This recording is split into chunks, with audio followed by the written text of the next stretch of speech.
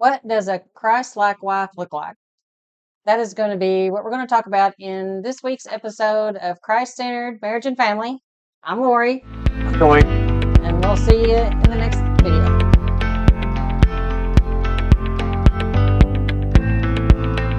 And here we're back. And today's going to be Lori's show. She's going to do it, and I'm going to step out of the way, and I'm going to let her do it. Last week we talked about what does a Christ-like husband look like, so I did most of the talking. Today she's going to do all the talking, except for the end. I'm going to come back with some questions, some follow-up, and we'll have a little bit of talk, but this is her show, so it's going to be the best show we've ever done. So you I got don't it. know about that.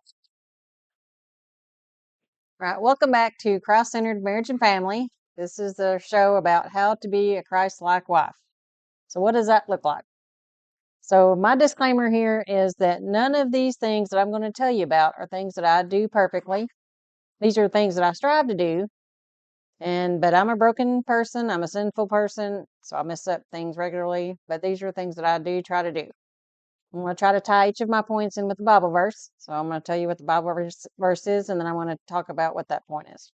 So, number one, our first point is to love Jesus first. In order to be a Christ-like wife, we need to love Jesus first. Deuteronomy 6:5 tells us that you should love the Lord your God with all your heart, with all your soul, and with all your might. You can't know how to love and pursue your husband if you don't have a relationship with Jesus first. You can't know how to receive forgiveness, and you can't know how to give forgiveness to your husband if you don't know Jesus, because we receive forgiveness from Jesus. You can't know mercy and grace. We get those from Jesus as well. You can, sort of, but getting forgiveness from a friend is not the same as getting it from God. When God forgives us, He forgets everything. He doesn't keep bringing it back up over and over again. Sometimes we're guilty of doing that, right, wives? Well, remember when you did that? Jesus doesn't do that to us. When He forgives us, He truly forgets whatever it was that we needed forgiveness for. So, one of the things I do to love Jesus first is I try to read the Bible regularly, most every day. Try to get up. I get up at 5:15 every morning. I'm a teacher. My kids come into my room at 7:30 in the morning, and I got about a 20-ish minute drive to school. So I get up at 5:15 every morning so that I can have time to get in my Bible study. So one thing I do first is my husband makes me a cup of coffee in the morning. So I get my coffee and I sit down, and we have a Sunday school book with lessons that we do every day. And then we discuss those lessons in Sunday school for the next week. So I get up and I read that portion of the Bible. I do the questions. And then when I'm done with that, I started this year. I've read through the Bible a couple of times, but it's been a while since I've done it. So I determined that this year I'm going to read through the Bible this year.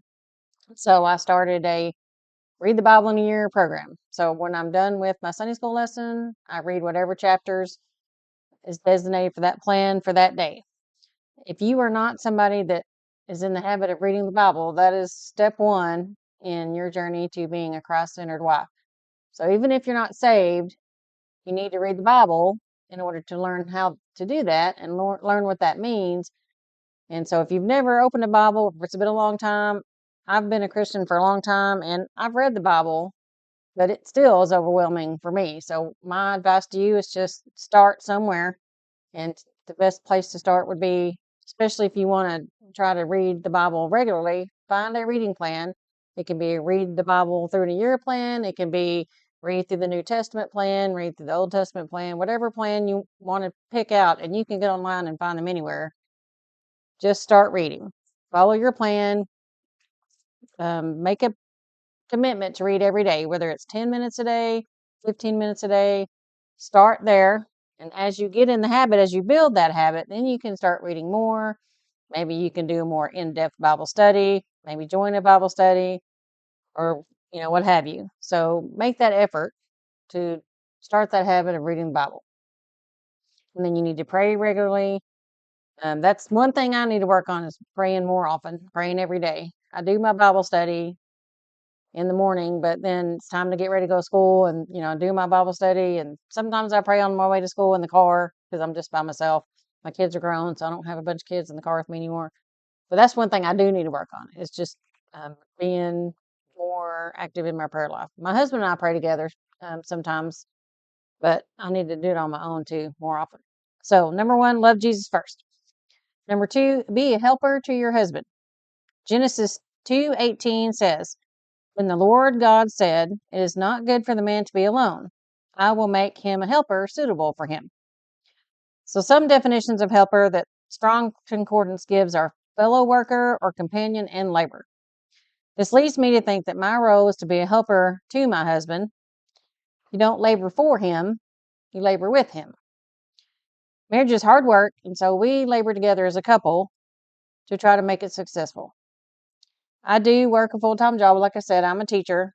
That's kind of a more than a full-time job. So we share in household chores. So sometimes he will do the dishes, sometimes I do the dishes, sometimes he does the laundry, sometimes I do it, sometimes he cooks, and we don't have a schedule or anything standardized where you do this and I do that. Sometimes I cook, and then tonight was one of those nights where he was like, "I'll cook, I'll take care of dinner." Okay, great. And so we do that together. So nobody's doing everything by themselves. We both well, during the summer I have more time off, so sometimes I kind of take care of those things more because I have more time to do that. So I don't mind doing that. So that's just one example of something that we can do that we help each other. Um, I try to work with him on decisions and things. And I'm going to get more into that here in just a minute. But that's just one example. Be a helper to your husband. Don't be a hindrance. Don't be a problem. Don't be difficult. You want to be a helper to him. Number three, be trustworthy. This is a big one to me. Proverbs 31 tells us, and I would encourage you to read the whole Proverbs 31, the whole chapter. This is just a verse, well, verses 10 and 11. Proverbs 31, 10 and 11. An excellent wife who can find? For her worth is far above jewels. The heart of her husband trusts in her, and he will have no lack of gain. So my husband has enough things to stress over. He keeps the budget. He keeps the house maintained. He does his own Bible study. And his Bible study is a lot more than what most of us do. He learns the Greek language and he does his own translations and he works to study he teaches our Sunday school lessons. And so his Bible study's pretty in depth. So he doesn't need to worry about whether I'm cheating on him, whether it's a physical cheating or emotional cheating, whether I have inappropriate friendships with other men. He doesn't have to worry about that. Do I have male friends? Yes, I have male friends. I have male friends at church. I have male friends at school. Do I talk to them outside of school and church? No, I don't. I see them at church. Hey, how you doing? I see them at school. Talk to them in the hallway, but I don't get home and text them. Hey, what are you doing? Do you want to go to lunch? What have you? I feel like that's completely inappropriate and it leads to other things. And so I do not do that. If I have a need to talk to one of my male friends or male coworkers, because I'm a math teacher, math and science, and I do have two other male math teachers that are in my building. So we have to talk to each other about what we're doing next week or whatever. So if I do have a question, I might shoot an email to them or I might send a quick text, business like, hey, what do you think about this? Okay, done, done. I'm not, hey, what are you doing tonight? I don't make small talk. I take care of business and then I'm done. So I just feel like that's a big boundary that husbands and wives need to stick to, especially wives, and especially in this day and age. A lot of people think, well, that's no big deal. We're just friends, but that is a big deal because it will lead to other things. It will lead to other things. I know from experience, it will lead to other things. Because it's happened to me, and so don't put yourself in that position where you're going to be tempted to do that. So be trustworthy for your husband. And I also read the Bible, like I said earlier, so he can trust that I'm going to do my own Bible study, that I'm going to go to church with him. I'm going to do those things that help keep my spiritual life where it's supposed to be. He can trust me with our budget. He's very good at doing our budget. And so he can trust me that I'm not going to go spend a couple of $1,000s at the mall buying me a bunch of new clothes. He knows I'm not going to do that. He doesn't have to worry about that. If a bill does come up that needs to pay, sometimes I'll get a notification, hey, you have this medical bill you need to pay. I will message him first, hey, I have this $35 bill I need to pay for the doctor's office. And he's like, yeah, go ahead and use this and pay it. But I don't just do it. And I do have my own spending account. So it's not like he controls every cent that I spend. I do have my own little spending account. He throws some money in there once a week. And so I can just do whatever I want to with that. And he doesn't make me give him okay, what'd you spend this week? Anything like that. So it's not like he controls all that. But he can trust me with our budget. If I spend any money out of our joint account, then I'll make sure I'll let him know. So he can trust me with our relationship. He can trust me with our budget. He can trust me in just about, I can name a bunch more stuff, but I won't take all that. So number 4, do good to him and not evil. Proverbs 31 also says, she does him good and not evil all the days of her life. Proverbs 31:12. So you want to show respect to your husband. Don't be overly critical. Tell him that you appreciate what he does for you and what he does for your family. Thank you for cooking. Like tonight, I said, thank you for cooking. See, cook dinner tonight. Thank you for fixing, airing up my tires. He's always checking the air in my tires to make sure they're good to go. Thank you for doing that. Thank you for fixing the toilet or whatever it is. If your husband is good at those things, make sure you're saying thank you for doing those things. Pray for him and pray with him. So when you have disagreements and you have arguments, make sure you forgive quickly. Don't hold grudges. Don't stay mad all night.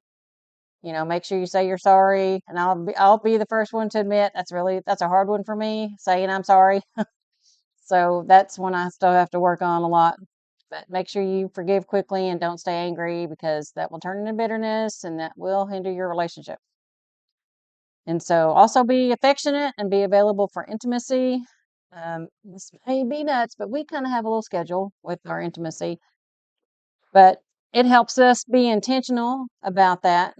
We want to make sure we don't neglect each other, and not just physically, but emotionally. We set aside times where we talk, sit on the couch and talk at the end of the night.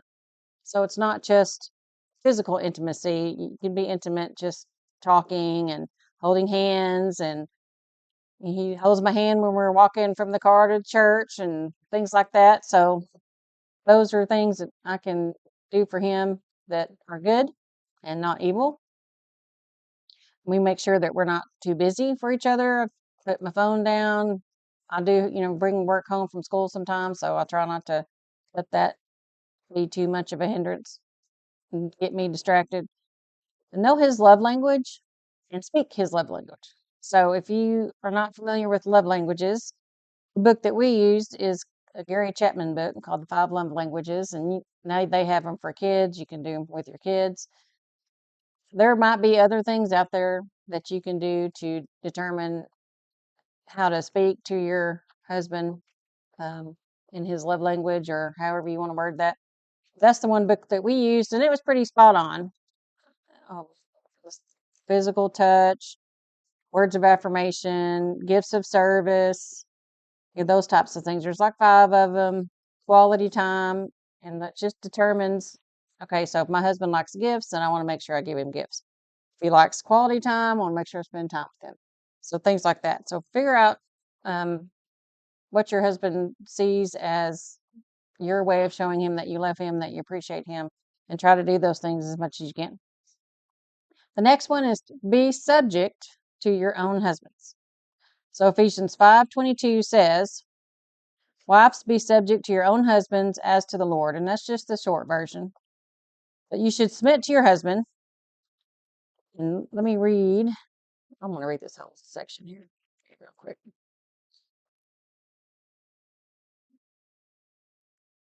Because I had it. That way it makes sense in what I'm trying to say here. All right, so 5:22 through 26. Wives, submit to your own husbands as to the Lord. For the husband is the head of the wife, as Christ is head of the church. He is the Savior of the body. Now, as the church submits to Christ, so wives are to submit to their husbands in everything. Husbands, love your wives just as Christ loved the church and gave himself for her, to make her holy, cleansing her with the washing of the water by the word. And I think Joey used that verse last week when he was doing his talk. So we should submit to our husbands. Keep in mind verse 25, your husband should love you as Christ loves the church. So my husband does a good job doing that. So I have no problem submitting to him, because his love is not selfish. He loves Jesus, and then he loves me in return. So what if your husband's not a Christian? Or what if your husband isn't acting like he's submitting to Jesus' authority? So here I'm going to read out of 1 Peter chapter 3, 1 through 2. It says, "In the same way, wives, submit yourselves to your own husbands, so that even if some disobey the Christian message, they may be won over without a message by the way their wives live, when they observe your pure, reverent lives." So what that means to me is that even if your husband may not be a Christian or may not be living like a Christian, if you're living like a Christian, if you're submitting to him and you're being respectful to him, then maybe you could lead him to Jesus that way. Or maybe you could help change his mind about how he needs to treat you or how he needs to be a better husband. So when we began this journey several years or several months ago, it took me changing my mindset, my attitude towards him, and that helped me become a better wife. So don't wait for your husband to change. You be the one to change. You change your mindset. You be the better spouse. So if both of you haven't really been in the habit of seeking Jesus first and living your marriage the way God wants you to, don't wait around on your husband to do it. You could take that first step by just being submissive. If you're one that argues a lot and contradicts a lot and criticizes a lot, stop doing those things. Just show your husband love and show your husband grace and be forgiving. And that will hopefully lead your husband to think, okay, maybe she's changing and maybe I need to change too. When we went on this journey together, he's the one that changed first and started doing things for me and started being more attentive. And I was like, okay, I like this. I like this. So it can happen. It can change you. So make sure you be that subjective wife. And being subject to your husband doesn't mean it's not a bad thing. He's your protector. God has put him over you, and it's a good thing. Number 6, show your husband respect and protect his reputation. This is also from Proverbs 31:23. Like I said, I encourage you to read all of Proverbs 31. So he is the ultimate decision maker for us. We have discussions and he listens to my opinions. He asks, what do you think about this? What do you think about that? Do you think we're making the right decision? But he ultimately makes that decision, the big decisions. So we have discussions about spending money. We recently changed churches a few months ago, and so we talked about that. He keeps the budget, and sometimes he'll talk about big things that we're spending, but I fully trust him to pay the bills. I don't have to worry about that. So I try to be respectful of that. And like I said earlier, don't spend a bunch of money that we hadn't planned to spend. Again, tell you appreciate your efforts, what he's doing, work household chores or working or maintenance, and I appreciate you working your job so that we can have our bills paid. And we not rich and we're not living on the high on the hog here, but we have a roof over our heads, we have plenty of food to eat, we have plenty of clothes, and so I thank him for doing that. I don't have to worry about this bill not getting paid or that bill not getting paid. So I try to make sure that I show him respect by staying in the budget and showing him how much I appreciate what he does. And I protect his reputation. And this one to me is a really big pet peeve. Don't get on Facebook and go, did you know? Let me tell you what my husband did. He People do did that. blah, blah, blah, blah, blah. Oh my goodness. They do that. Yes. Oh, good. It just gets on my nerves. Don't, be in a room full of your besties and just be disparaging your husband in front of your friends. Just don't do it.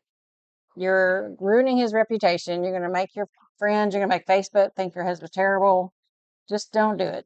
It is not pleasing to God. It doesn't make you look very godly. So just don't do it. That's one of the things that I feel really strongly about, in case you can't tell. Let's see, you're about to wrap it up. Let me jump in here and Okay. ask my questions and before she wraps it up and we're done. Okay, so just every everything she said is true of her. And I didn't sit down and say, hey, write this down and write that down. I was like, this is yours. You do it. You're on the spot. I put you on the spot. How'd it feel? Okay. A little, You did good. little nervous. But yep, she loves Jesus. That's one of the big reasons that I married her because I knew she was a Christ loving woman and that her values were my values and it worked. Um She is my helper. She's the best helper. I tell her that she's the best, and she is trustworthy. So I highlighted a few things now, and she wrote this down, and I'm thinking there's one thing I highlight like it's not even register on the things that I think about is worried about her cheating on me. That's if somebody even said that, I'd like as far as Radar. not even on the radar. So I knew when we went on our first date, if I marry this woman, she's never going to cheat on me. She's a trustworthy woman, and I knew that. But yeah. So another thing is um, the whole intimacy schedule thing. And yeah, it is kind of weird, and you're gonna think, man, do y'all do that? But you know what? We have gotten to where that it's no big deal. We talk about it, and it's like a everyday conversation for us. A year ago, it wasn't. A year ago, wow, we're probably worse than some of you out there. If you think, you know what, our physical enemy is terrible, we probably had you Physical beat. intimacy. Yeah, we probably had you beat. But now we look. You just got to break down and talk about it. Yep. You just got to talk about it and work it out. If you are physically able, work it out. It benefit both of us. So yeah, yep, we do the schedule. Okay, we changed churches, and that was tough. And we're not church hoppers, and it's not something we took lightly. And I sat down with her. I was like, with situation here, we talked about it, and I'm not going to go into details, but it was time to maybe look for a new church. And we had good friends. Pastor and his wife are our good friends at a small church. So let's go visit them. So we went to visit them, and first visit, we hadn't even left the parking lot, and I was like, I think it's where we're going to stay. So we talked about it, and we talked about it, and let's talk about it some more. But we didn't tell them until like 2 or 3 weeks later.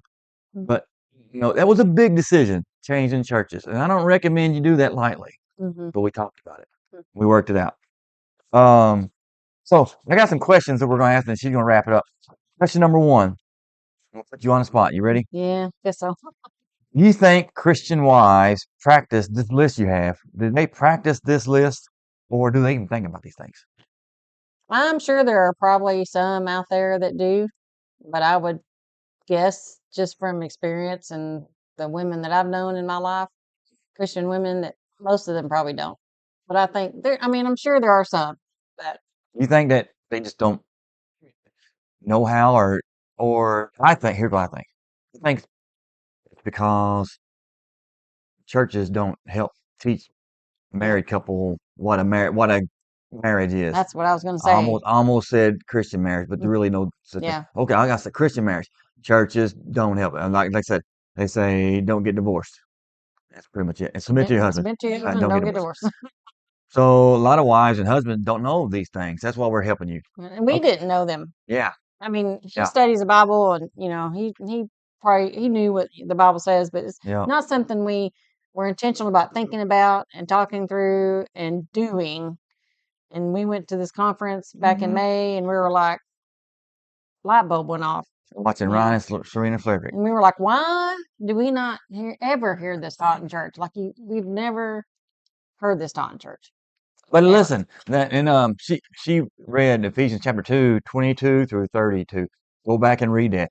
If you and your wife, you and your husband want to know, hey, how can we be Christian, biblical husband and wives? I start with Ephesians chapter 5, verses 22 through 32. That's like our theme right there. That passage really helped change our mind frame. Okay, second question. Do you think wives should be the spiritual leaders of the home? Only if you're a single mom and you don't have a husband. Maybe I lived as a single mom for a little while, so I had to be the one to make sure my kids went to church and did, they were too little to really do Bible study, but I made sure they were at church every Sunday and Wednesday nights. And so I think if you're a single mom, yes. If you have a husband that's not a Christian or just isn't interested in being a godly husband, like I said earlier, maybe you can be the example by making sure your kids are going to church and encouraging reading the Bible, and maybe that would help encourage your husband I'm to do trying to that. think of a specific, without naming people, or I don't want to sound too um personal, like, hey, this sounds Mhm. like somebody we know.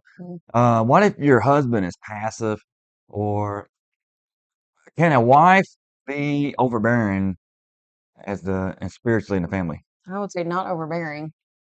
And she She step over her probably can boundary. be, yeah, she probably can be, but should she be? She shouldn't be. Yeah, I mean, Yeah. yeah.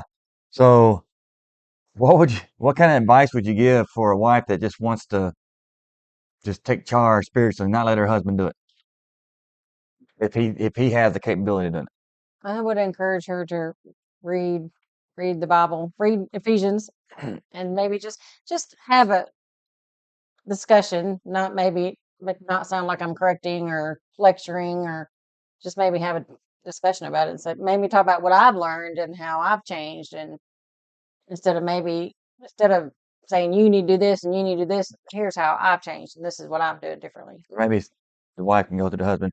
How about you lead us in Bible study or something? Okay, last question. How about submission? And for her submitting to me, it took me to humble myself and serve her. So the more I serve her, the more she thinks, man, he's just um serving me hand and foot. So I try to make it easy. I try to make it where she's like, oh, I gotta serve him again. I gotta submit to him. So I make it to where I am doing my part. And so it's easy for her to do her part. Okay.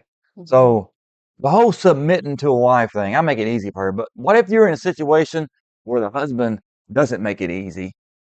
You know, you should still. How far should a wife go when submitting? When do you draw the line? Said wife shouldn't submit in this situation. I would say any type of abuse situation, whether it's physical abuse, mental abuse, emotional abuse, or if your husband's wanting you to do things that are wrong, Hmm. that's I would say don't submit to that. If your husband's trying to get you to do something is against what God wants you to do, Hmm. then I would say you don't have to submit to that. You don't have to submit to being physically abused. You don't have to submit to being. I wouldn't think. Sexual abuse. I mean, Yeah. yeah, it's, that could happen in marriages. Mhm. Good. Mental abuse, Or emotional being abuse. like a narcissistic behavior where Yeah. they're on purpose trying to beat you down, emotionally.